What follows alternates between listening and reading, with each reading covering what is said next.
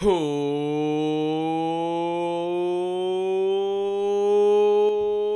what's up, Philadelphia sports fans? Welcome to the War Room. I am Anthony Pinto, and we are War Room Philly. Keith, I haven't even asked you this IRL, so this is genuine. How you doing tonight?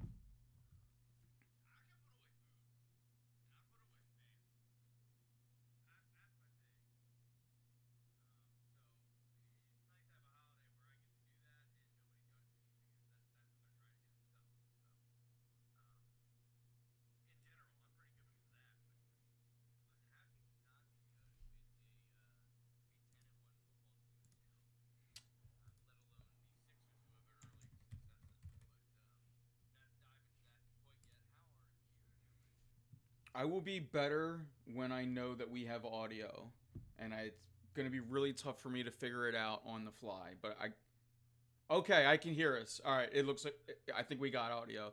I just heard myself. No, we're good. We are good. We are good. Confirmed. I am officially better. The board was looking weird. Now it's fine, of course. Now it's fine. The board was looking weird, and I'm like, are we getting audio? Or are we not? Um, but yeah, yeah. You can't always rely on chat to be here. So we had to we had to roll with it live. I pulled up the stream. We're good. I am, me, dude. I'm terrific. Yeah, like you said, the Eagles are 10-1. Um, the Sixers are playing a sound brand of basketball. They lost last night against the Celtics. They got tomorrow against the Celtics. Last night against the Pelicans. No Embiid though, so it's you kind of shake it off. Um, Oubre coming back. But yeah, we got a lot to talk about tonight. So we haven't talked about the Phillies. You haven't been on since the end of the Phillies season. So I kind of want to talk about that. Most specifically, I'd like to know. Most specifically, I also want to know because I like you don't want to think in the past as little as possible. So I also really want to get your Aaron Nola thoughts. Um, but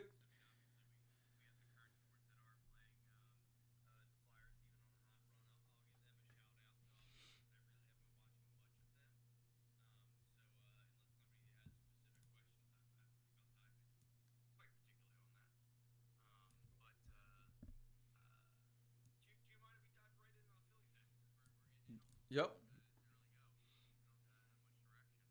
yeah.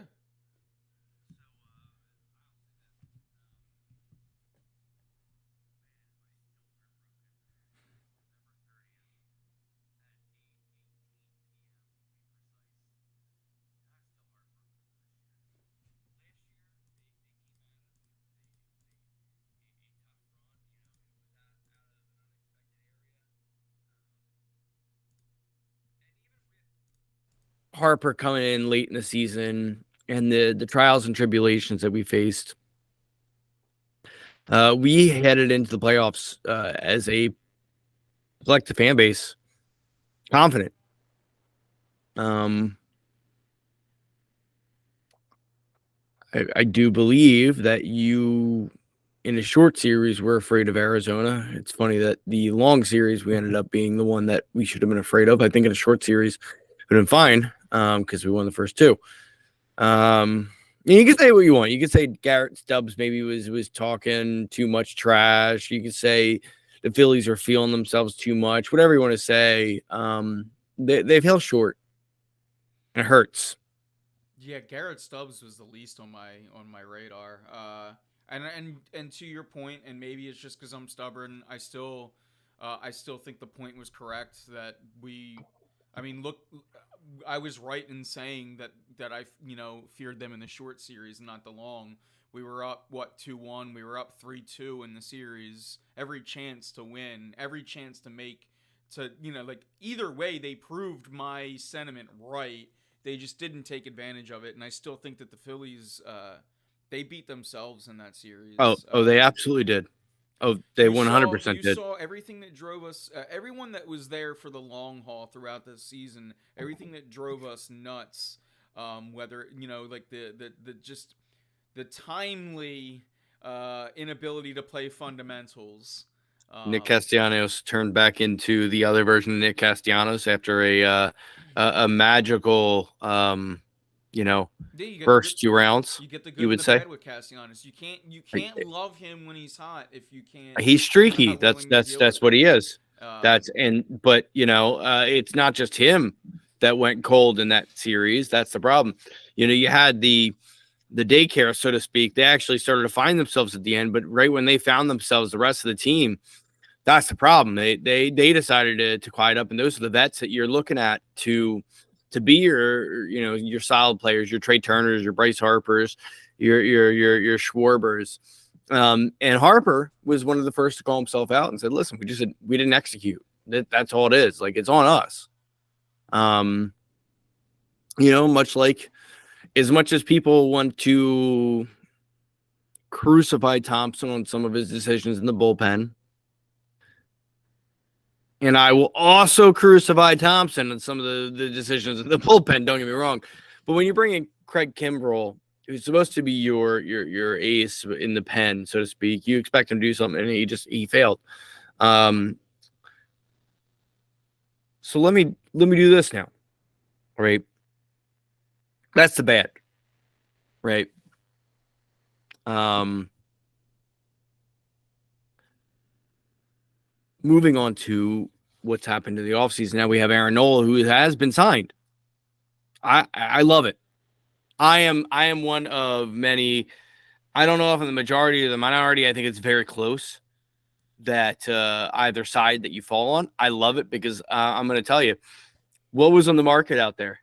What was on the market out there that we could have signed for a comparable team fit, because we still are waiting to see the people that are supposedly the better pitchers. Obviously with Blake Snell.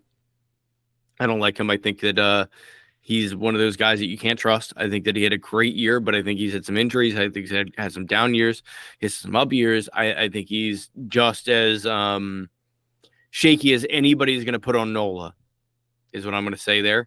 And we already know that Nola fits with the clubhouse dynamic, and I think that's an important thing in baseball. I think in a lot of other sports that gets washed under the carpet, but I think the clubhouse dynamic is something in baseball that is a little unique, that goes in there. And then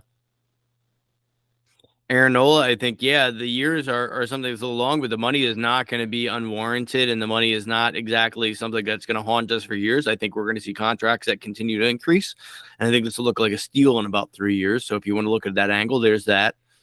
yeah. And then, Go, go, I keep going. I would say, and really at that point, um, even if you wanted to be mad at that and said, he's no more than a 2 or a 3, they're still in Yamamoto.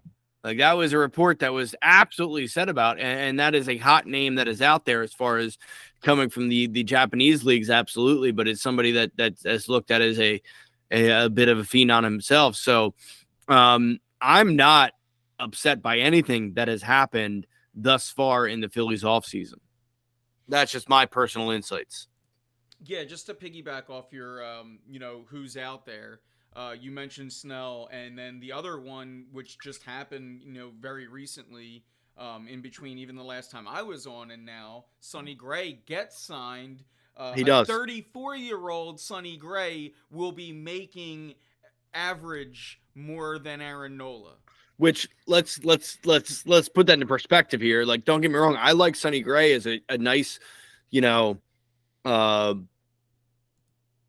2B to 3A type pitcher. You know what I mean? You know what I mean? He's decent I'm now. not paying Sonny Gray at 34, 25 million. That's No, no, and that's what I'm no, trying to thank tell you. people. Like, I get that you want to just throw flames at Nola because he's not Roy Halladay, but not every pitcher is a Hall of Famer, and That's not you're how this works. kind of an idiot if you think like that's what you can like. That's the standard. We were incredibly lucky to have guys like Lee, Halladay, and you know, and more in particular Hamels, the one that actually won us one. We were really lucky to have those guys, but guess what? Even having those guys, you just kind of heard it. We only got one, and that was with Hamels. That was with Myers. That was with Mm-hmm. Moyer, Blanton. Like that was your rotation that won you a World Series. And sometimes you got to go out there and just mash. And That's it. and look, that's what the Phillies were doing.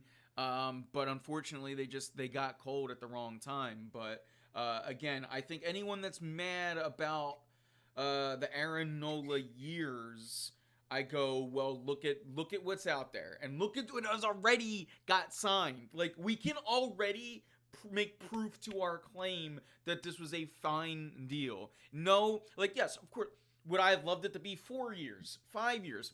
Hell yes. I am not happy about those last 2 years just as much as you. But, and I think I've said this to you, Keith, and chat, I think I've said this to you, but we'll reiterate in case you've missed it. Those 7 years, those 5, 6, 7, let's hope there's a ring. Let's hope there's 2 rings around Aaron Nola's fingers. Because guess what? Then we don't care about those years. Nope, And at not at some all. at some point, Ludacris said it. Ludacris said it best. At some point, it's going to catch up. At some point, these contracts are going to catch up. At some point, all this drinking going to catch up. At some point, all this smoking going to catch up. At some point, these 11-year contracts, this 13-year contracts, it's going to catch up. But guess what? If you go out there and you win a World Series, if you go out there and win two, it's it's all fine. Get us That's a it. parade. Get us back to Broad. And I do honestly all I need is one. I want more, obviously, but all I need is one. Get us back to Broad. And then that 5th year, that 6th year, when we're like, God damn, Nola's making 25 million, he's got this ERA, we'll be all right with it. Because we're like, oh yeah, he did get us on Broad. Okay. That's it. So that's my best defense for the Aaron Nola, because I haven't heard anyone. I know there's Nola haters out there, and I haven't even really heard them say like they hate the deal. Most of what I hear, Keith, and you're on the streets too. Tell me if you hear differently. Like what I've heard most is that it's a years thing. And Joe Hunter, I see you in chat. I know the first thing as soon as it signed, he was like those years are, and I had to talk myself into it. I'm a Nola hater. There's Nick's in chat. All right, chat's waking up. Here's the What up, here's chat? here's the thing, right? Um, With the years, good. here's the thing, right? Um, that's normal. I will tell you that. Um, especially when you get in baseball, you're gonna get that down. And let me tell you, people don't become free agents until right about now in baseball. So people are like, oh, he's old or whatever it is. Like, he's actually young compared to some of the free agents out there. So as far as I'm going with this, yeah, the years are long, and that may be the part that hurts on this, but you got the average years down. So, you have that, and you're hoping that he performs, he gets you a ring, and then year 4, 5, 6, somewhere in there, you're trading him because you can, because he put in the front half of that contract and did it well. That's what it is. Yeah, I'm not gonna lie, the years are not ideal. Like that's not something that I wanted, Yeah, but that's just what you had to do. I'm not gonna sit here and say that Aaron Nola is going to be like a World Series esque Jamie Moyer in the twilight of his career. However, piggybacking off of this point that I'm literally freestyling on right now, Nola has that game. Nola has Nola isn't a pitcher that's gonna throw he's not Wheeler. He's not giving you gas, like straight gas. He's gonna pitch with his brain. He's gonna work inside out, up down. He's gonna change the hitter's eye levels. He's a very heady pitcher. He's and to that point, he's also reliant on his stuff, and in particular his location. Um, but that's what Jamie Moyer in his twilight made his bag off of. His changeup, he was a lefty, so it's a little different. But I mean, Moyer, it was just his changeup, changing I mean, eye Jamie levels, changing Moyer, speeds. he sucked in the first decade of his career, pretty much. You know what I mean? It was pretty Some people much would say just the Nola end. did too. He's getting there. Might be there. At the end of the day, if he gets the control that he needs, keeps with the control, because when he's on, he's on. And that's Jamie Moyer. We'll see. I have his jersey as a World Series champion. Maybe I got a Nolan one too. We'll see. I see Poker in the Rear. By the way, our favorite chat name. I see Nola gets his worst, or Nola has his worst year and gets rewarded with a. First off, it wasn't his worst year. It was. I would say this worse. It was pretty. It was definitely. He had a horrible start. And I mean, I don't want to come off as defending Nola, but we heard it from the coaches' mouths that Nola made an adjustment around September, and that was where he started looking at the different pitch clock on the field.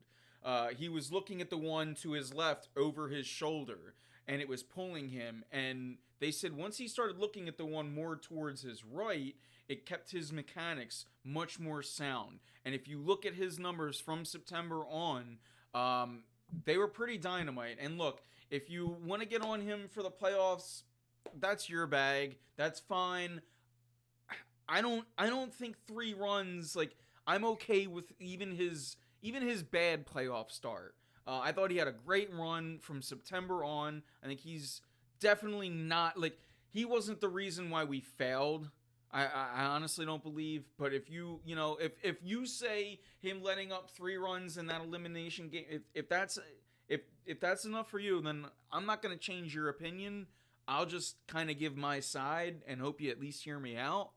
But I mean, again, I'm a Phillies fan at heart, right? So at the end of the day, I maybe you want to say that I'm trying to talk myself into it. I don't usually do that. With this move, you're just putting it on the table with this move. 7 years is too much. I agree.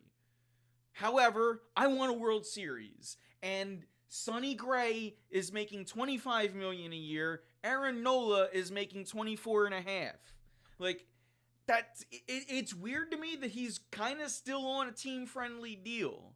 It's just a little weird to me. But again, it's that 7 years is where it's not team friendly, and we get it. And here's what I'll say. And look, you guys all put a parlay out there once or twice a year, right? Aaron Nola bet on himself. And what did he get out of it? He got an extra 2 years. Because he's not making $30 million a year. He's not making 35. He's making 25, which I know to us sounds like lifetimes. But not that much, actually. In baseball terms, I just go back to Sonny Gray is 34, going to pitch for the Cardinals this year at $25 million. 34. That's it. Aaron Nola, who you could argue is still kind of in 29. his prime, is going to make 24 and a half. So, it's...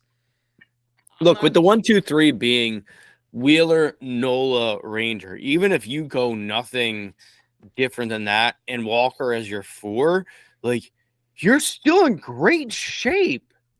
The only reason we were a wild card team last year, and I don't think people really understand this. We didn't have Bryce Harper for a good portion of the year.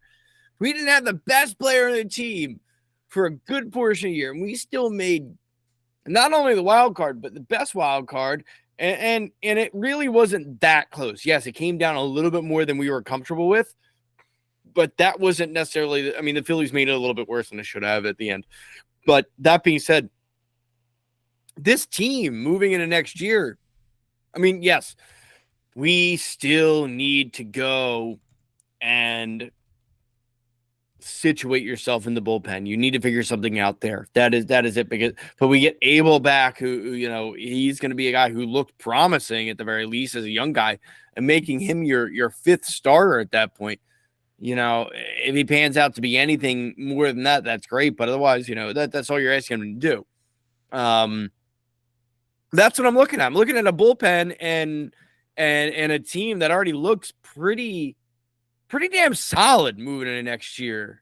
So I'm feeling all right. Yeah, and bullpen pieces that are still out there. Obviously, the big name is Josh Hader. Liam Hendricks is out there. Get Will them. Smith. If you guys want David Robertson back, didn't want him back the second time. Craig Kimbrell, Matt Barnes, Joe Kelly, Hector Neris. If maybe bring back Hector. I don't think people would be happy about that. Adam Octavio. I kept wanting to say Octavio, like Doc Ock, and it was really my Spider-Man brain really just made me fumble that one. Matt Moore, like guys we've kind of like seen before.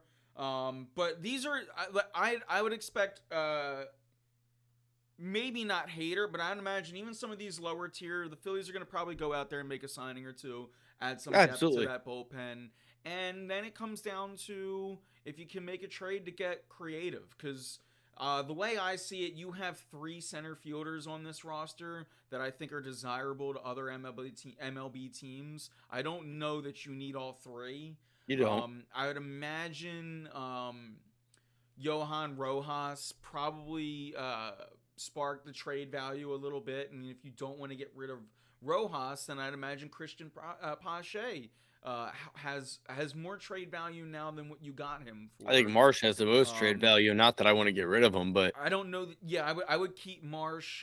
He's the most pro and everyday ready. And I also think that he's also the lefty. If you still want to platoon him out of those correct. three, but yeah, Correct. getting creative with that outfield could be the next necessary like the move. It feels like your infield is set now with first Bryce being the thing.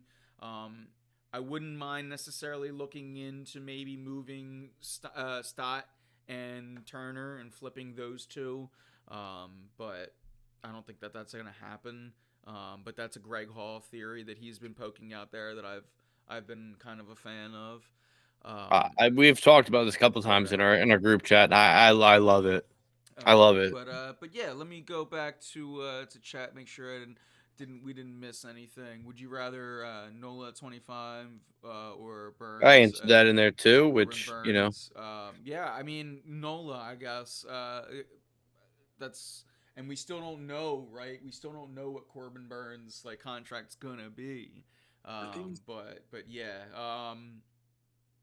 let's go back. I'd rather have Hector over Robinson or Kimbrel, but the Padres are likely signing Hader. Yeah, I agree. I would rather like Hector Neris. First of all, wasn't as bad as every Phillies fan thought he was, and secondly, got better after he left. So it wouldn't be the worst. Like you're gonna need to go out there and sign some bullpen depth, right? And it's not always sexy when you go out there and it's do it, not. but the more 1 year deals that you can kind of pile up and you get lucky with these guys, the better. That's how So you have to do it with the bullpen, unless you have one of your own guys that you're signing long term. Yeah, to be like, yeah, 1-2 year deals. We're gonna see what goes on. but That's yeah, it. anything else on the Phillies, Keith? No, I think we might have drained that one to the absolute end. All right. Well, then, speaking of draining it to the absolute end, Jake Elliott and that field goal How about um, that? may have been one of the Keith, you're a moderator. If you can you delete that fucking spam in the chat? Yeah, I got Um, you. if Jake Elliott and is just, I mean, this dude is as clutch as the entire this Eagles team. It's I it's incredible to watch, and I mean this not just as an Eagles fan, but I saw we saw like the 63 yarders that were kicked in Denver by what Jay Elam. I saw those, and hell, I was even there. Your post, I think, for War in Philly might have been perfect. I was even there for for Jake Elliott's the one against the Giants. I'm pretty sure it was the Giants, which I was also there for. But god damn, that was the most impressive impressive kick I think I've ever seen in my life. Jake Elliott didn't only do that from behind. He didn't only do that in the cold. He didn't only do that into the rain. He did it all combined. 4 for 4 on kicks over how many yards, Anthony? 59 or 58, I think it 59, was. Yeah. 58. I think it was 58. 4 Um, for 4. That's yeah, amazing. it's That's amazing. and let's not get carried, like, this was in the pouring rain, in the wind. It's not easy. In the, like, at the end of a game where it was raining the entire game. And That's a tough game to stay loose. That's a tough game to stay in the zone because you're just being demoralized the entire time this dude just by the cold. And this dude just nonchalantly walks up there and drills it. So, by the way, after your Hall of Fame center has 2 false start calls against them, which is uncharacteristic, Jake Elliott puts the team on his back. Yeah, it's this team at 10-1 has given us some scares damn near every week, and it's kind of annoying that your one loss comes to the Jets. But at 10-1 right now, this team just you just came back from back-to-back games against the Chiefs and the Bills, down 10 points at the half. I'll tell you this.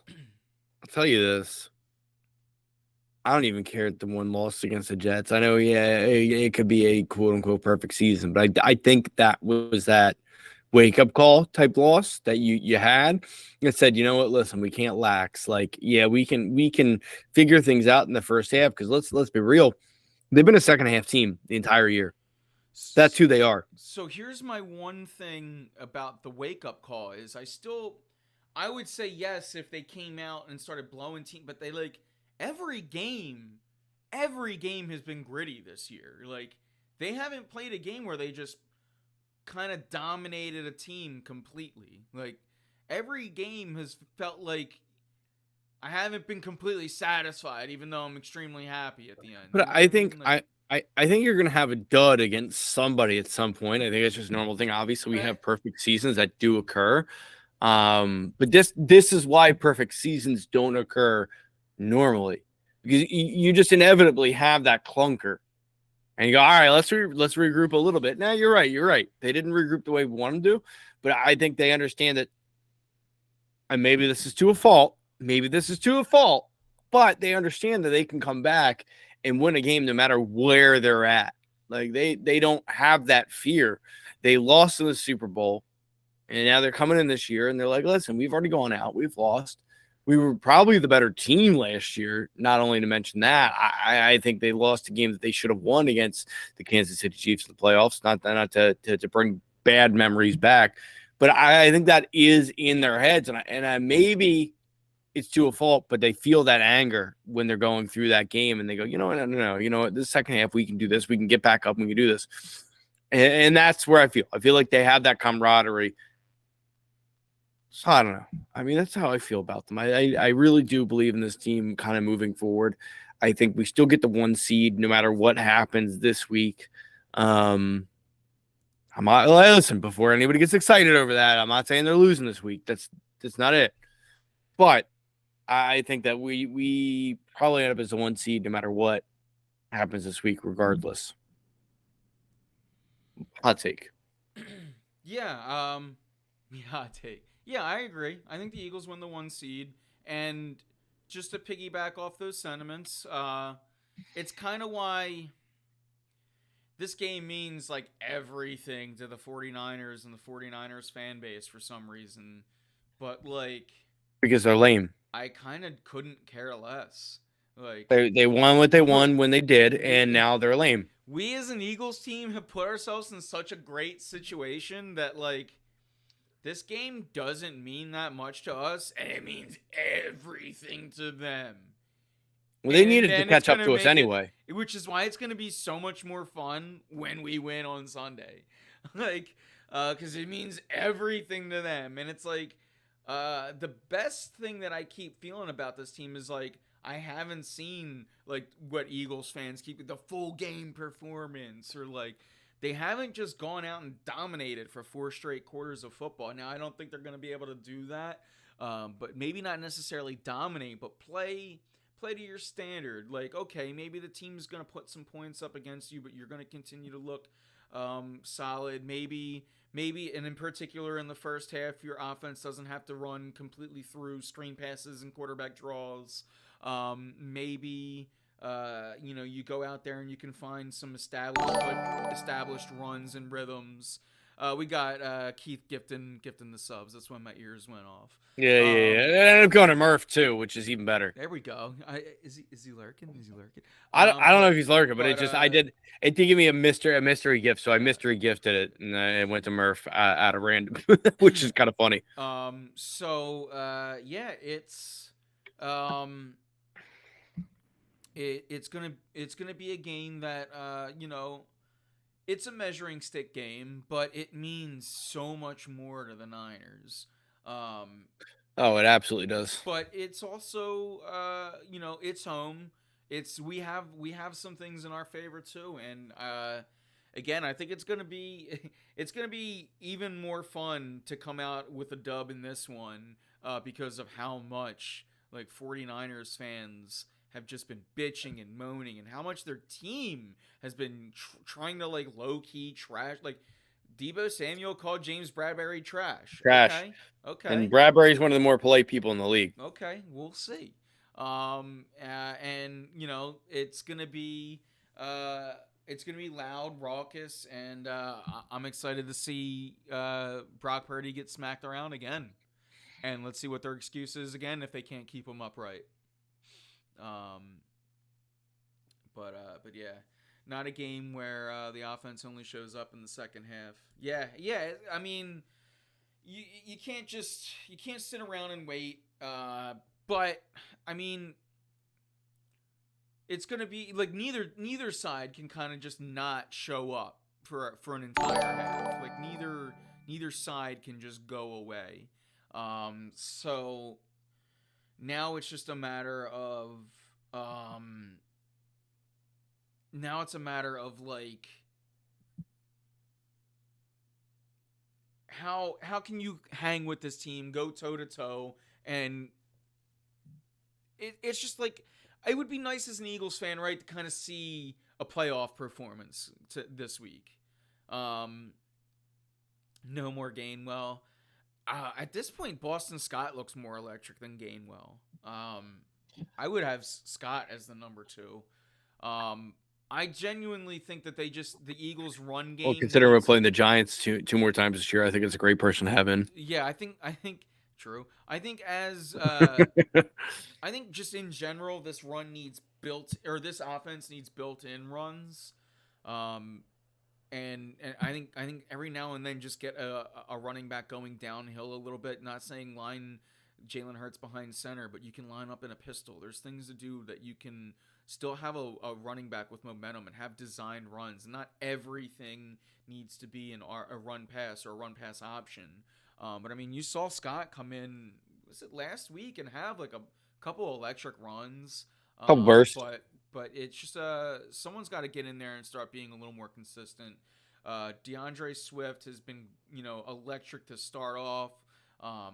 He got really fortunate on that one cutback that was a huge play. Huge play. But I think that he's not I don't know if he's not taking what's exactly in front of him or if it's the lack of design runs, but there's been a drop off with Swift too, and it's not just a matter of he's not getting enough carries, which is true, but yeah, there's been a drop off in production there with DeAndre Swift for sure.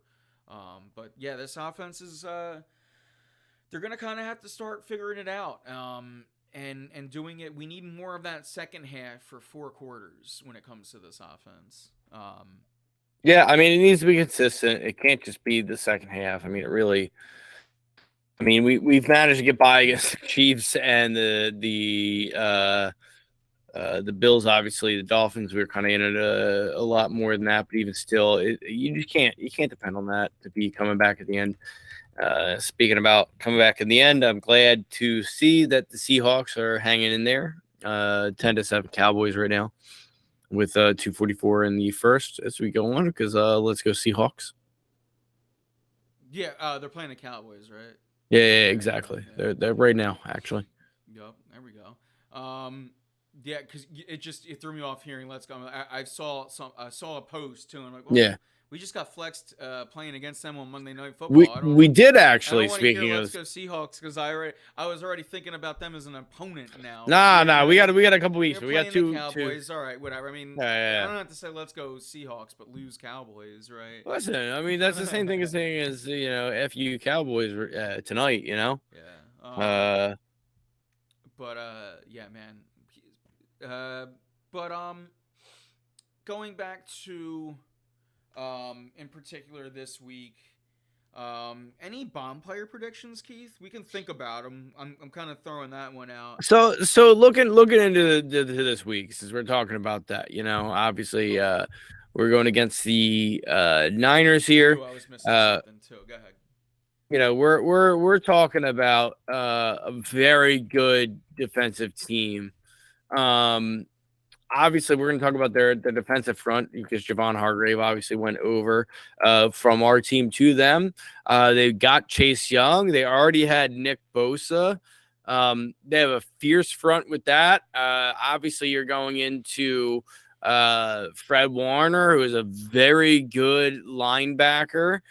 Uh, there are a couple other very good players in that defense that I'm just not naming. Ward on the outside, as far as a cornerback goes, they're not incomplete, is what I'm getting at here. This will not be an easy matchup. We have seen plenty of difficult matchups as far as defense goes throughout the season. The Chiefs are no slouches. The Dolphins, we were lucky to see them when they did, but they were still not even that bad off. The Bills, obviously, Sean McDermott runs a very tight ship when it comes to defense. We've seen some teams out there that are good. I mean, the Cowboys are no slouches on defense either. If you really want to get into it, Deron Bland, yes, I understand he's doing against other people, but to make a league record, regardless of who it's against, for pick sixes, that's something special. So you can't take that at base value. And believe me, it pains me to give a Cowboys player credit, but it's fair, it's warranted. I'm looking at what we're going against this week very cautiously, because their offense, even as of late, has looked better. Deebo Samuel is healthy. You have George Kittle, who is a very good tight end. Brennan Ayuk is a very good wide receiver.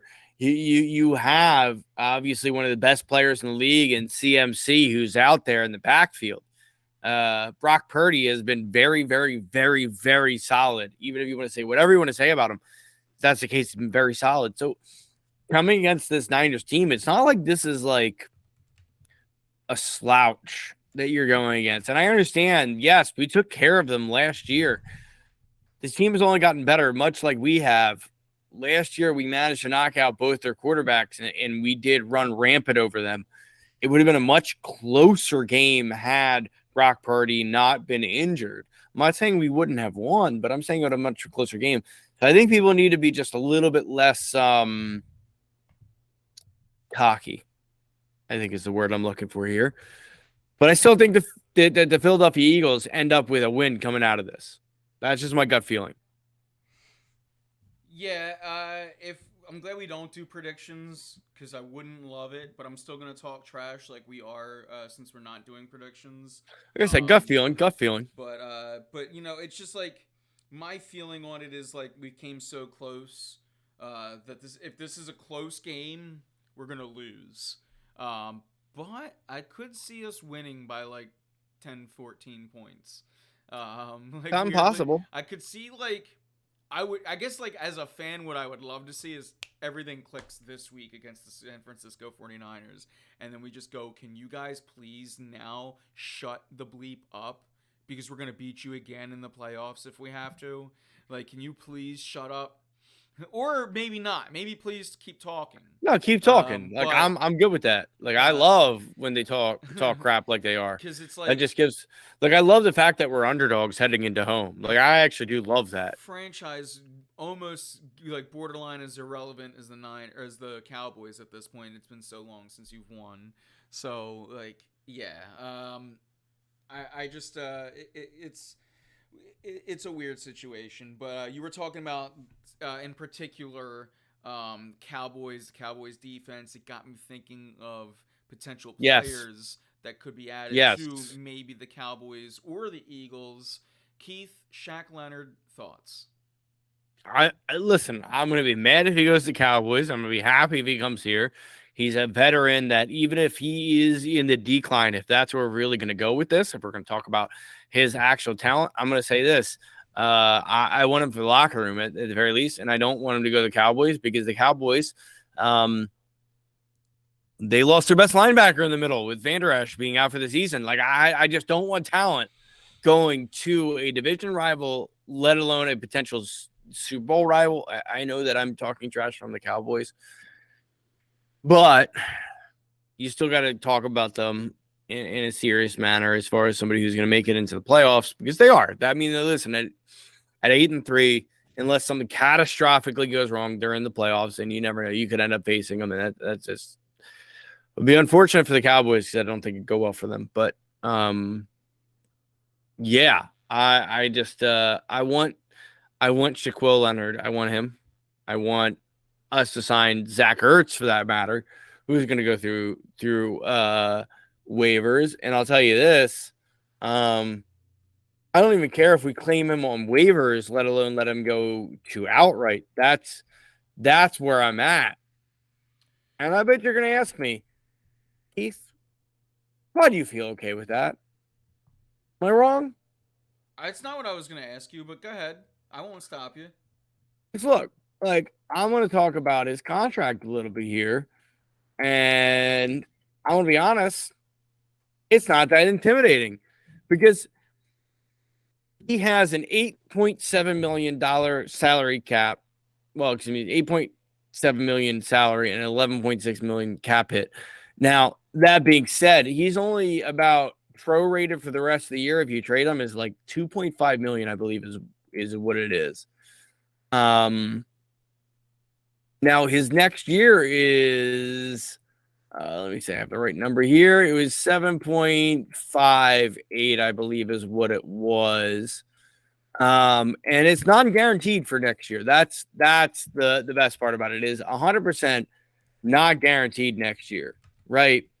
So for me, just for me, in my opinion, listen, I will take on that contract for the rest of the year because if it's non-guaranteed next year, it's cool. I can cut them or restructure them, even if it's a little bit of dead cap, which dead cap hit. Even if you do, at this point, it's 5 million. 5 million is really not that much to go on as far as a dead cap hit. And to win a Super Bowl, yes, please. Here's what I'll say. Um, I love Zach Ertz. I do not want him back if it means I can't get Shaq Leonard here. Okay, that's fair. Need a linebacker that's all star caliber much Correct. more than I need a aging injured backup tight end. I love Zach Ertz. If Zach Ertz clears waivers and has to come here on the veteran minimum, LFG. Let's go. Bringing Zach Ertz in on his current deal, according to overthecap.com, which is a pretty credible site, the Eagles have 2.6 right now. Bringing Zach Ertz in under his current deal, which Keith is right, 2.5. at 2.5, you're pretty much maxed out. I don't. I love Zach Ertz. I just don't know that he's worth maxing out your credit card over. Um, Again, if he's here on the veteran minimum, LFG all day. If you can get him here and Shaq Leonard both at the same time, again, let's go. I'm all for it. Bet. But when it comes to um when it comes Which, to by the the way, you might even with that be able to get him because I think the 1.21 million is the veteran minimum, I believe, for the season, which means prorated, Yep. he'd be like a couple 100,000. So you might be able to fit it. But that being said, I'm with you, 100% with you on. I want Shaq Leonard more than I would want Julio. If I not Julio, excuse me, that name just popped up. Ertz. He's in And chat. I, He's in Julio yeah, got pulled up in chat. I see. I know, but Um Ertz, that's fine because let me tell you. Listen, I mean Julio's not hurt by the way. So like I don't know what that but emojis but are all but about. but Goddard and Ertz were a formidable duo. You put Julio out there with Goddard and Ertz. We're talking about a receiver that can block, a tight end that can block, and a Ugh. tight end that's a receiver. Oh, that formation Um, sounds terrible, Keith. I'm sorry. Keep spitting, but ugh. listen. You know me. I need small and fast. That's big But and listen, fat. you got that side on one side. It Ugh. looks like a screen, right? And then you got Smitty and AJ Brown on the other side. You're fine. Ugh. I'm just messing. I just got to. Let We me haven't cook. got Let to me cook. disagree about much tonight, so I had to look for something to. I know. But I mean, Zach Ertz at this point, he is just a pass catcher. You're not looking for him to block. You're not looking for him to do anything else. He is Look, going to catch a pass. That's it. I can't say this enough times. I want Zach Ertz on the Eagles. I just Absolutely. don't want Zach Ertz over Shaq Leonard. And I am with you. and look, Howie Roseman is the wizard of all wizards when it comes to this. If you could get them both, let's go. I don't care if you can get them both. I don't care what Zach Ertz is making. I don't care. It doesn't matter to me how much that man gets paid. I don't care. That's For it. me, as an Eagles That's fan, it. I do have to look for the best interests of my team. I don't know how many more players are out there that are going to become available that we're going to need this, that, and the other. No, So I'm with you. I'm if with you your on that. last two moves of the season are Zach Ertz and Shaq Leonard, bet I'm in. Let's I'm go. The in. run is on. That's the way it is. At this point, how we should be in on that, especially with Ertz, who already fits in with the locker room, and Leonard, who, Sirianni is familiar with. I'm just saying, I can't see how that's a bad move, but yeah, no, maybe even if you're with it, but not 100% for it, you know what I mean? It's better than letting the Cowboys get another player that they Yeah, think can I help them. think that's the only like if you want Zach Ertz, it's just like do you want Zach Ertz at the detriment of not only losing Shaq Leonard but losing him to the Cowboys? Are you Because okay I with think you that? get Shaq Leonard. I think Ertz doesn't go to anybody but like either us or like the Ravens.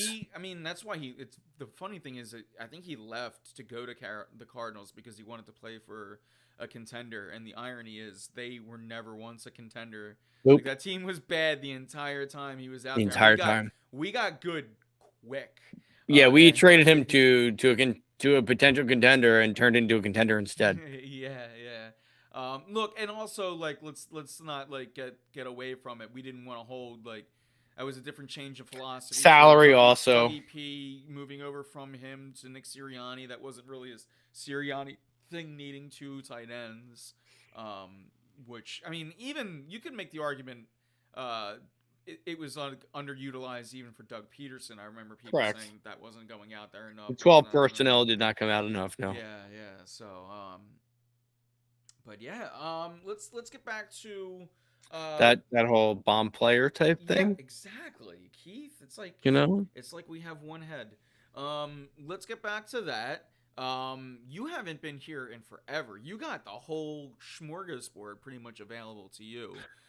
Listen, I've been calling a couple each week and whatever, and I'm gonna hold myself to it.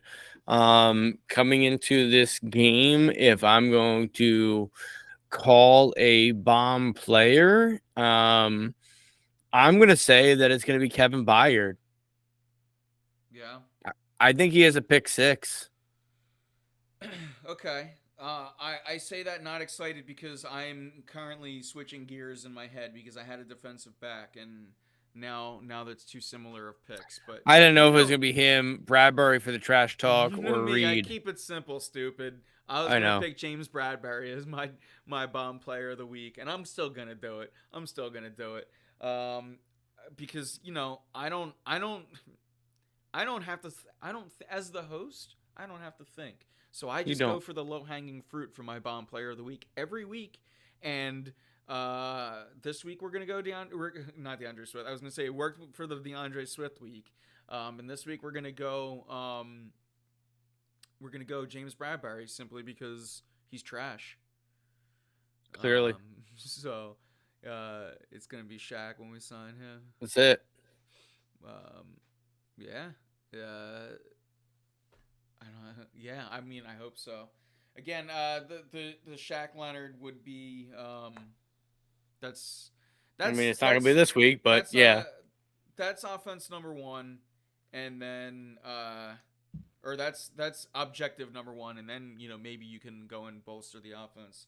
Look at Zach Ertz because it would look. Cal Katua, Jack Stoll, like these guys aren't really cutting it as far as off. Like they're serviceable, but they're not really doing anything for your offense when they're out there. So it would Ertz would be a change to that, and he would help. He would help. He would give you depth. But again, Goddard's potentially going to be back this weekend. Um, this would have been a signing that would have helped 4 weeks ago, much more than it would have now. So we'll see. I don't want to get my hopes too up on the Zach Ertz thing, but he could be like a consolation prize if you don't land Shaq Leonard. I kept wanting to say Zach Leonard as if the two fused all of a sudden. um, wish I could say I'm surprised. but yeah. Okay, so we're both going defense. We're both expecting Brock Purdy to do something silly. I guess that's the theme of this. Um, Something silly. but I do think that this is still going to be a game where your offenses are going to go toe to toe. It's gonna be yeah, Reddick. That's a good player for a good pick for bomb player. Um, it's gonna be a good old fashioned slobber knocker. Blankenship. That's one that no one has picked this year. I almost went Blankenship Oh instead jeez. of Byard. That like really was like my other end of it, but I was like, Um. So let's think. Anything? Let me check the old rundown ski. We didn't really talk Sixers. we didn't. Kelly But let's be Oubre honest. potentially going to be back tomorrow. That's probably about the only story. So let's be honest. Like, Celtics. I'm listen. It's early. There's a lot of basketball to be played. In season's tournament was cute. I hate the floor. And that's all I gotta say about the Sixers early season. Yeah, I mean, look. Oh, and yeah, let's go, Maxi. Let's go. This is what I tell people, and it's like, I want the Flyers, and I'm not saying this tongue in cheek. I'm not trying to troll. I'm not trying to upset Flyers fans. Because I'm watching the Flyers. I had them on. I almost kept them on in the background for the game, but it was the intermission, and it just was like, I don't want just commercials playing to start our show. No, I Um, get that. so, I'm like, I wish the Flyers had this, but the Sixers. Look, it's the regular season, and I'm just trying to enjoy some games, right? We have Joel Embiid, generational talent. I'm here for entertainment. I am not watching them to get excited right now. Like, I, get past the second round, then I'll get excited, right? That being said, I'm still here. I want to deliver you guys content. Like, I'm watching them for my own entertainment, and every night I tune in, I go, I'm so thankful for Joel Embiid and Tyrese Maxey because these two alone, chat, are must see TV. They're worth my time. They're worth my eyes because those two are just so enjoyable to watch play basketball. Joel Embiid is a once in a lifetime talent that does things that amazes me the same way Allen Iverson does. Tyrese Maxey is the size of Allen Iverson and has some of the intangibles that AI had. Not all. No one will ever have all of the intangibles that AI had. That's what made Well, him. I That's would what say that's who made he him is. him. Maxie has some of them, and I appreciate that. And those two alone, look, I'm not sitting here saying they're making it past the second round. All I'm saying is, God damn it, it's entertaining. They're playing a good brand of basketball right now. I really like what Nick Nurse has done with the team. I really like the rotations that Nick Nurse has deployed. And it doesn't feel like the same friggin' like it feels so much different than Brett Brown and Doc Rivers. It's been a breath of fresh air. It has been. So He understands his player and he understands how to work with them and get the best out of them. That's the difference. you can see he's trying to like work with the front office too, if Yes, that makes sense. Jaden Springer absolutely. getting a ton of time in certain games. Korkmaz is out there every now and then in like minutes that you're like, all right, These guys you're giving me. Okay, cool. Let's work with it instead of being like, because I need he's this. trying to get rid of them is what I hope at least. Listen, the only way like to get rid of a player that the front office likes is to play them and show them this guy's bad. That's it. No, I'm going back to Nick Nurse's press conference. One of his things is he wants to like increase the trade value of players. You can't increase the trade value of Jaden Springer if he's always sitting on the bench, right? So like guys like him, Korkmaz, they're getting meaningful minutes. And they're Right, maybe not. my wording's wrong. Yeah, I think you misunderstood my point. That's why I like went back. They are bad, but you need to maximize how good they actually are to get rid of them, and that's fine. But it works in the same way. It's like, yeah, these guys have value, but I don't want them. They're not my value. Off-season LeBron rumors going around. Well, Yeah, I don't care about off season. I can tell you this: they're fake. I can tell. What is it? Filthy in Philly? Is it like something like? I guarantee you that site just posts. Yeah, I just don't even care constantly. I really just don't even care. LeBron is not going. LeBron will play wherever his son is drafted. Correct. And it's probably going to be LA.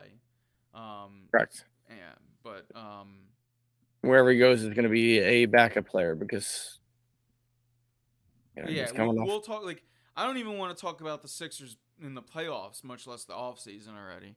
If we do want to talk stuff like that, Zach LaVine is on the table. We can talk Zach LaVine and potential trades for him all day, all night. That's, to me, that should be objective number one for any Sixers fan. And if you don't want Zach LaVine here, ask yourself, what? No, I'll you got me to bite. You got me to bite. I think he does not have any heart. I think he's similar to James Harden. I'm sorry. I don't see him as a player that has the right passion or to fit in a defensive system. He's never showed defense on his side. He has given up on his team continually. And I listen, I'm out on that kind of player. I like a person who's all in.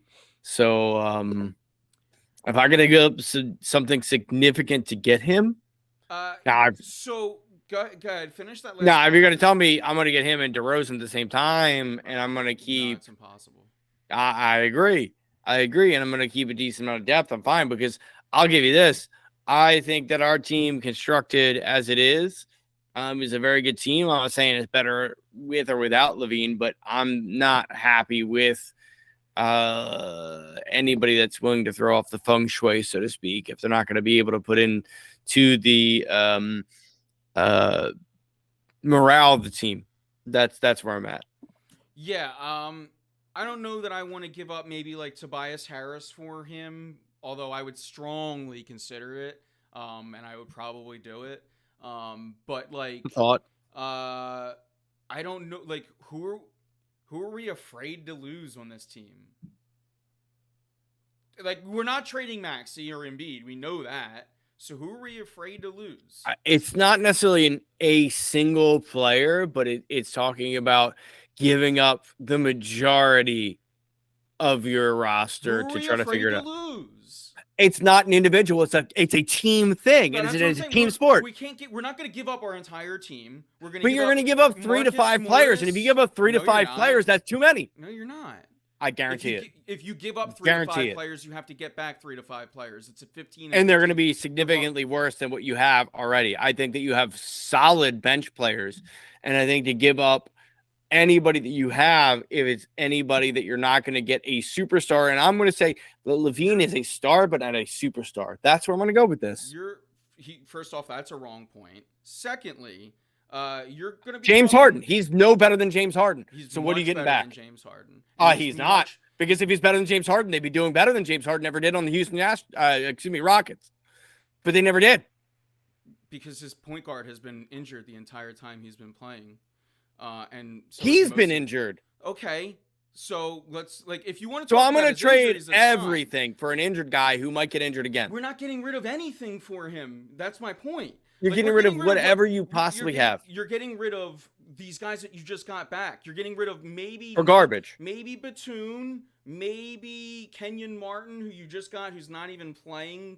But tell me how much better Zach LaVine is than anybody on our team right now. He's light years better than most of our. He's better than every one of our starters. He's ball dominant. He's ball dominant. No, he's so not. we're going to talk about. No, he is. He's not. Clearly, he does not create his own shot. Yes, he does. He does not create his own shot. He doesn't need it. So he's ball dominant, but he doesn't create his own shot. You contradicted yourself there. He's not ball dominant. All he needs to do is catch and shoot, which would be perfect for this team when you have Maxey and you have Embiid. You're telling me that he is ball dominant, right? So no, he doesn't need the ball at all. He's a catch and shoot player. I don't think he does. I think he's garbage at it. I mean, the numbers. Because DeRozan is the catch and shoot player. No, DeRozan is the guy. Do you watch? DeRozan creates. When's the last time you watched? I'm not trying to sound like a dick. When's the last time you watched a Bulls game? Because it's been a while for myself too. I'm not trying to. It's been a little. No. I would never lie. DeMar DeRozan is a mid-range player. DeMar DeRozan is ball dominant, and LaMelo Ball is ball dominant. Zach LaVine is a catch and shoot and just stretches the floor. And I'm sorry, I don't know. Giving up one person, right? Giving up for one person, right? Let's just say that we give up 3 players on a team, right? What 3? What 3 players are you afraid to lose? Let's just say it's 3 players, right? So we're gonna say it's gonna be Covington, right? Batum and Tobias Harris. That's too much money.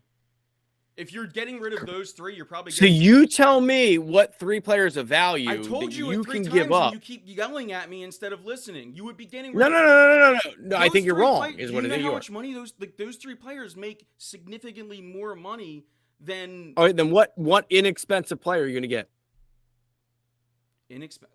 I don't want to. You're saying they're too much money to send back. Who is the inexpensive person on our team that we're sending? The inexpensive would you don't need to give up Harris and those 3. If anything, it would be Kenyon Martin, who's inexpensive and has some value to him. Jaden Springer, it would be. And I don't think the Bulls are giving up for nothing. I don't think the Bulls are giving up for nothing. I don't. Well, then again, that's why you have guys like Morris and you have guys like potentially Covington. But why are they worth something? If they're not worth something, when I'm saying they're not worthy of being worried about giving up, why are they? Keith, I'm talking strategically. The way NBA contracts and trades work, you have to go completely equal money for completely equal money. I understand that. So I don't think we have the money for money trade value to give up, because it's either you don't have the right value or you're giving up too much. That's how I feel in the situation. Because you're either giving Maxey up, you're not going to do that. Correct. I'm not starting. There's not a conversation because I know that's not then happening. Who do you give up that makes the money right Kenyon for Zach Martin, LaVine? Robert Covington, Batum. And you don't get them for those 3. Combination of these guys. I'm naming a list of the combination of these guys. Let me finish, because every time we start this, you don't let me finish, which I know that's usually my bag. But that's actually fair. Any combination of these, because let me start with any combination of this, because I will stop until you tell me go ahead. But any combination of Batum, Covington, Korkmaz, Springer, who actually has value, uh, any combination of those guys, and then the picks will be enough to land you it. If you don't want Caruso too, which I don't want Caruso, I see a lot of I people. actually I I see a lot of people prefer him. wanting him in the deal because they don't like DeAnthony Melton. But if you're trying to just ship DeAnthony Melton out, I don't know that that helps. I But if mean, you they're want they're equal Caruso, players. They're if you equal do players. want Caruso, then you are trading Harris, and I don't want that. Well, and that's the thing. I don't think you make this trade without Harris going into the deal. That's Not I with don't think if you want Caruso, it's not happening. I don't want Caruso. I I don't think I don't DeAnthony Melton is better than Caruso. I I I might agree with you on that one actually. I think Caruso's Um, better than Beverly, but like I don't. You're not trading that's him. an age argument Yeah, too, like though. You Beverly's know what I mean? not worth anything in the trade market. So He's not. But my problem is I don't think you can match up enough value for contract because I don't think that unless you're giving up Harris, and I think Harris is a good piece on a championship I team. don't want to get rid of Harris. I know I go back and forth on this a lot. Zach Levine is a player I'd have to think about it on. No, but I truly think that this deal can be done without giving up Harris. I don't know who has the cap room to take on a 3-year deal, which I'm pretty sure that's what Levine's got. The Sixers do, and the Sixers can do it with keeping Harris still on this team. I think I could be wrong, but I don't see Levine as a defensive player, and I think that's I'm kind fine of with what rubs that. me the wrong way. I am totally okay with having one of my 5 starters not be playing defense. And here's what we thought too. We thought James Harden couldn't play defense, right? And then we saw him on the And he team, did. and he played not all-star defense, but like better defense than we thought.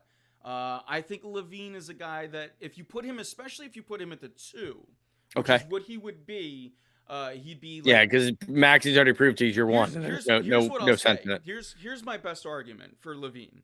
Maxi, Levine, Oubre, Harris, and Embiid. And let me say this. Right? Let me say this. Right? I know That sounds at least half decent, right? and I know that I've been vehemently arguing with you, right? I'm still not ultimately going to be very upset if Levine comes to the team, right? I did say like, we in the show I complained we weren't disagreeing enough, so we stumbled on it organically. he's still a superstar, and I know I said I think of him more of a star than a superstar.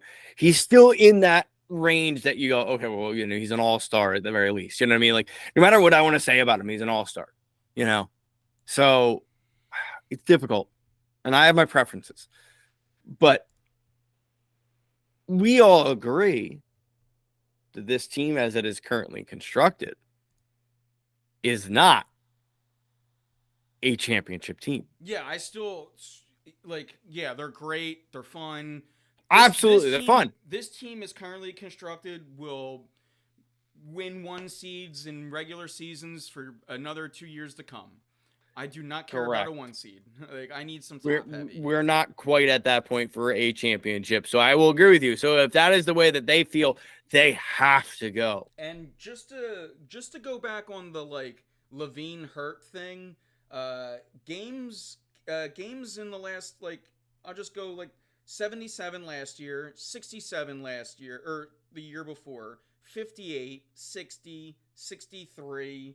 Like you got to go back to 2018 and 2017 where 24 and 47. So he's essentially Embiid, where it's more prominent than you think. And the 60, that's COVID year, right? So that's got to have like some asterisks there too. You would think. If I'm not mistaken. It's fair. It's fair. So yeah, he's hurt, but it's like he's hurt because he doesn't want to play for the team. Like I understand not wanting to get into maybe another Harden situation. I would need to hear from Zach Levine. I want to be here, and I want to be here for the duration of my contract. Like, I'd have to at least. I understand that, and not wanting to bring on another James Harden-esque player. But man, call me a gambler. I want to take a risk. I am sick of losing in the second round. I would if I could acquire that starting 5 that I just named, I don't really care who's behind it. Um, Keeping as long as you got D'Anthony Melton and you're going to have some sort of bench back there, I'm okay to lose a little bit of depth. I think that right now this team is like overqualified. Like you've seen like how, and rightfully so because I hate him, but like House Jr. buried to the back of the bench and like because this team is just so deep right now. And that's great in the regular season. You need some depth. Like we saw the opposite last year. Last year there was absolutely no depth. You had no bench, and ultimately it cost Doc Rivers his job because he had just like inept. Because I mean, Doc Rivers didn't do what we were talking about. Doc Rivers and the Nets, yes. Yeah, like, and it's just going back to it's going back to like the credit we were giving. I almost said Nick Sirianni.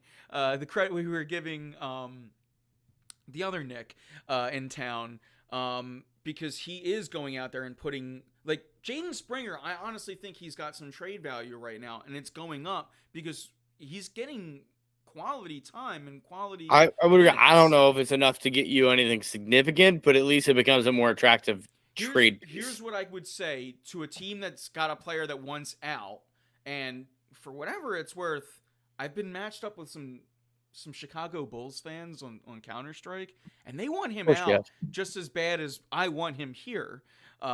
So hearing like I don't know. That like, says to me red flag right there. That says to me. So here's what I'll say. I get what you're saying though. Again, I can't. I'm not. I have no sound argument for the like. I don't want a James Harden situation here. If I can at least hear that Zach LaVine wants to be here, I can roll with that. And, I'll give you this. And if he doesn't want to play with Joel Embiid, then everything you said is right, Keith. Then like he's also younger. He's also younger, so we'll give him that. Yeah. And again, you'd be getting what age? Where is he? 28. You're like getting him in his prime, and again, the catching like Tyrese Maxey right now is learning how to move with the ball in his hands. So if you have him out there, and again, if you can, I kind of would like to keep Melton because then you can have some flexibility where you could kind of have two different starting lineups. If you can keep all like that 5 that I said with Oubre, and you can keep Melton, and then the rest you can kind of work around with on the bench. You can figure it out with what you got. But like, if you could keep Melton and Oubre, you have kind of two separate starting lineups. Where one starting lineup could be Melton, Maxey, Levine, Harris, Embiid. Your other starting lineup could be Maxey.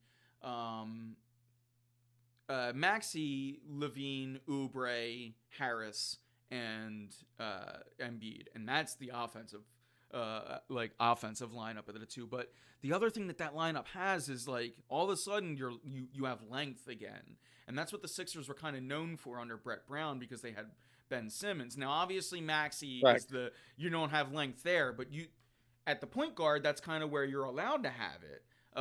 The like lack of. So I don't know. I see a lot of you would have to to your point, you would have to figure out a bench again, and you'd have to recoup, and you'd have to figure that out quick. But goddamn, I think that lineup. I think that makes the Sixers the best in the East. I mean, I can't see how. Here's my thing. I think that puts them right in the running. I think that puts them in there. I still have concerns about the Celtics. I know we've had early success, but that team is a very good and very deep team. I'll be honest. If I'm not going to see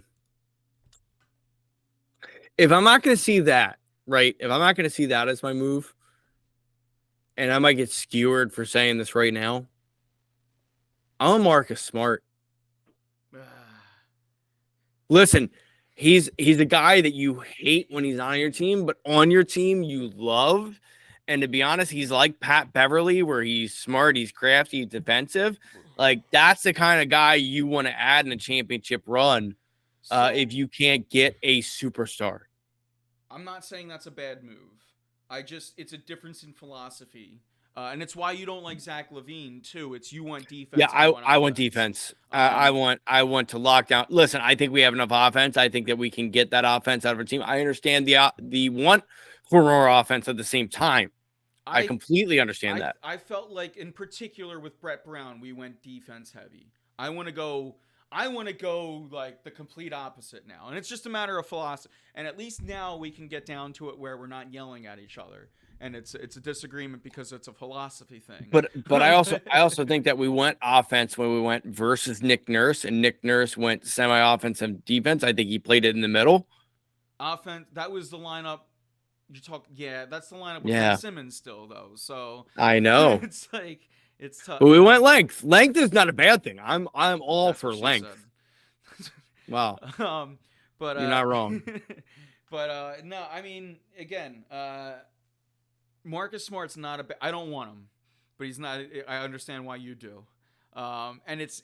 I don't want him not because it's the Celtics thing either. It's more because he's defense first, and I think if you look, and again, if a trade happens, then we'd have to reassess this conversation. But if you look right now, your bench has a lot of like Robert It does Covington. Is Robert 3 and D. Covington is the new Tyrese Maxey. Like you can put him 2 through 5, and Maxey was 1 through 4. 2 through 5, you can put Covington on anyone, and he can kind of stick and D somebody. He can, and And that's I would love to have another guy like that. I mean, if you get Pat Bev, well, you have Marcus Smart, and Robert Covington as your bench, to contend with what you have is your current. so you're not Uh, good. Finish your thought. I think your offense can win. I think it can. I mean, you're hoping that Embiid stays healthy, but I think if you have those guys on the bench, you can confidently take out Embiid and Maxey and go and Harrison and go, okay, cool. Hey, you know what? We're gonna play our backups here, and we're gonna have these guys that are lock them down, and they're not gonna make any more points really, or not a significant change. And that's what I'm looking at in the playoffs, because you look at a half court set and you say, well, that's great. You have all your guys, but then you look at a half court set and you say, oh, I got to play against Marcus Smart. I got to play against, you know, uh, Robert Covington. Those guys are great defensively in a half court set, and you have your other superstars you're going to be able to lean on as well. I think you're feeling pretty good. Yeah, I mean, I guess you're. It sounds like you want to swap out D'Anthony Melton in that Yeah, situation. probably. I mean, he's probably somebody I you're going to can't end up have. sending. Here's what I'll say: I can't have Melton, Smart, and Beverly all on No, the same no, team, no, no, no, no, you can't. because then it's just no shooters for Embiid to kick out to. Correct. And you know the way I want to play. I want things to work inside out. I want to start having Embiid get the ball down low, and then have him be the point Yeah. guard essentially. No, And no, that's that's why fine. I get that's that. what in that world. That's why Zach LaVine is so ideal for the Sixers because Correct. He fits very nicely. I want Embiid to lead this team in every category. I think Embiid. We saw him put up 30, 11, and 11 against the Lakers. Like I think Embiid can do what Jokic does or Joker He does. Like could. I think he can. He just hasn't had the coach to kind of teach him how, and he certainly hasn't had the supporting cast of shooters to just be able to throw it out. He's always had roadblocks, whether it be going back to that team, Ben Simmons, whether it be going back to. I mean, last year there was just. It just for whatever reason didn't work. I guess the roadblock was Harden, but or Tobias. I mean, certainly not in the playoffs. Tobias showed up, No, no, no, he did. so it's we'll see. But man, I didn't. We were like wrapping the show up, I know. and But it's good that we got into this. It's good. we got some good Sixers talking. I We appreciate did. it.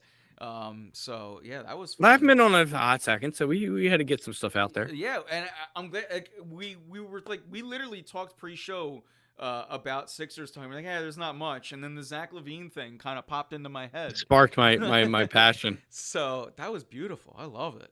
Listen, only on here am I gonna be able to really get like my absolute concerns out. You know what I mean? Like in normal everyday talk, I'm like, And I'll like I take said, him. it's been a minute since both of us admittedly have watched a Bulls game, right? So Absolutely. I'm trying to be like I'm talking about Levine too, but I'm talking Look, about it. Zach Look, Levine is a very good I'm player, talking and about I it don't want anybody to like through the not think I don't feel that way I'm after this talk. yeah, no, I'm talking about it through the numbers. So it Yeah, is what it yeah, is. yeah, yeah. You know, like I just I want to make sure that that wasn't a coming off as a superiority No, thing. no, no, no. No, it didn't. It was like, oh, look, you said genuinely, like you even prefaced it. You're like, no, genuinely. When was the It's last like, time? I haven't in a minute. Look, Like, I did actually. Like, I think a couple years ago, like when they went to Rose and first went to the Bulls, I think I might have watched the game because why not? yeah, like No. again when they It played would the have. I happen to be Sixers. out at a bar. I Yeah. watched them in the playoffs last year. But like I have not watched them this year in the regular season. Admittedly, like I have No, not. I haven't. No, could not tell So you that. Yeah. you know, take that with a grain of salt for everything we Yeah. said. But I'm excited for this Eagles game Sunday. I'm excited for we I'm got excited too. Celtics tomorrow. Um, wonder what the Flyers are up to right about now. But yeah, what you got any other final thoughts tonight, Keith? No, I'm gonna pretty much wrap this. I'm actually introducing Whoops. with my girlfriend and my brother to a show called 11/23/63. I want to say it was. It's an older one, but it checks out. If anybody is familiar with Star Wars, they would have understood that reference.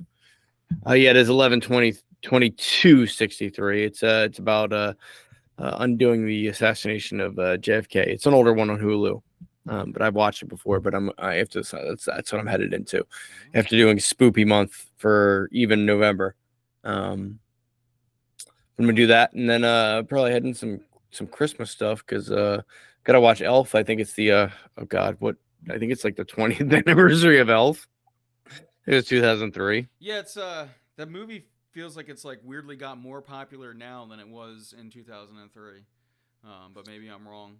Yeah, it is the 20th anniversary, so it's Elf is 20 years old, so it's coming back in theaters. So I'm gonna watch it, and you're not incorrect, just for the record. Yeah. And just I guess as a final note, the Cowboys are up 20-14 What do we got with on the a. Flyers? You got a scoreboard up?